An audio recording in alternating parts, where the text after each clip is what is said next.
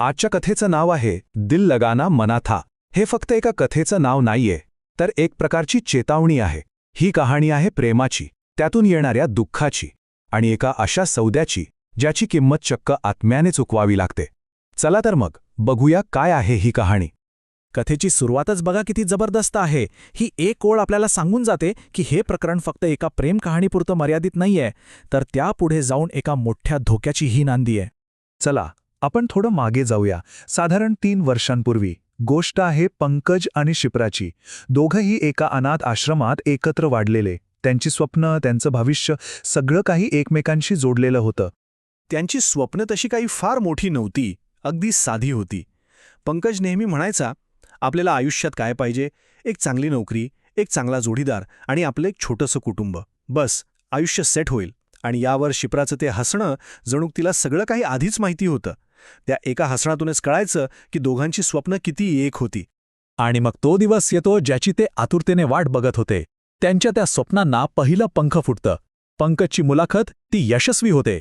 "You R hired" हे शब्द त्याच्या कानावर पडताच त्याला वाटतं की बस आता आपलं भविष्य एकदम सुरक्षित आहे, सगळं काही मार्गी लागलं.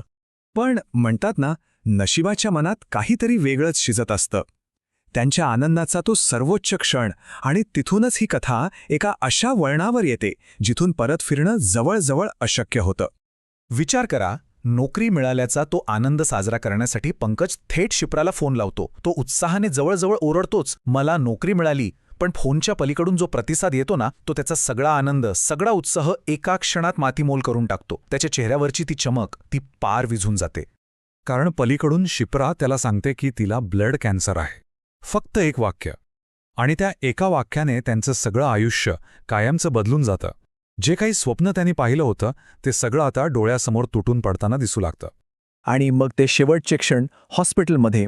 शिप्राचे श्वास थांबत चालले होते. पंकजने तिचा हात घट्ट धरून ठेवला होता. ती अगदी हळू आवाजात म्हणाली, कदाचित ही वेळ आपली नव्हतीच. I love you. आणि पंकजच्या तोंडूनही फक्त तेच शब्द बाहेर पडले, आय लव्ह यू टू. आणि हेच त्यांचे एकमेकांसाठीचे शेवटचे शब्द ठरले. आता आपण गोष्ट पुढे नेऊया. 3 वर्ष उलटून गेली आहेत, पण पंकजसाठी जणू काही काळ तिथेच थांबला होता. शिप्राशिवाय त्याचं आयुष्य, ते आयुष्य नव्हतंच. तो फक्त तिच्या आठवणींच्या आधारावर जगत होता. स्वतःच्याच अस्तित्वाची एक हरवलेली, एक भरकटलेली सावली बनून राहिला होता. या 3 वर्षात त्याचं आयुष्य पूर्णपणे दिशाहीन झालं होतं हे सांगायलाच नको. तो दुःखाच्या इतक्या खोल गर्तेत गेला होता की त्याने आत्महत्येचा प्रयत्नही करून पाहिला. त्याच्या मनात फक्त एकच ध्यास होता, एकच इच्छा होती, कोणत्याही परिस्थितीत शिप्राशी पुन्हा एकदा बोलायचं, तिच्याशी संपर्क साधायचा. आणि म्हणतात ना, जेव्हा माणूस पूर्णपणे हताश होतो तेव्हाच काहीतरी अजब घडतं. त्याच्या आयुष्यात एक गूढ, एक अज्ञात व्यक्ती येते आणि ती व्यक्ती त्याला एक मार्ग दाखवते. एक अशी बाहुली जिच्यामध्ये म्हणे शिप्राचा आत्मा आहे. आता विचार करा, निराशेने ग्रासलेला पंकज काय करणार? तो हा सौदा लगेच मान्य करतो. पण हा काही साधा सौदा नव्हता. या सौद्यासोबत आल्या 3 अटी, 3 असे नियम जे त्याला कधीच मोडायचे नव्हते.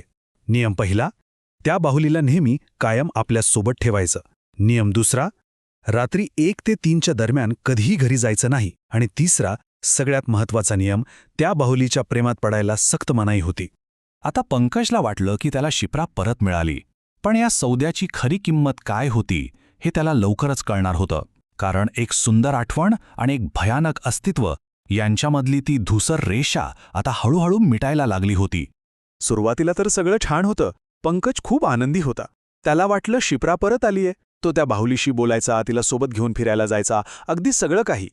पण हळूहळू त्याला घरात काहीतरी विचित्र गोष्टी जाणवू लागल्या, काहीतरी जे नॉर्मल नव्हतं. आणि मग गोष्टी हाताबाहेर जायला लागतात. एका रात्री त्याला स्वप्न पडतं की तो शिप्रासोबत नाचतोय. किती सुंदर स्वप्न, बरोबर?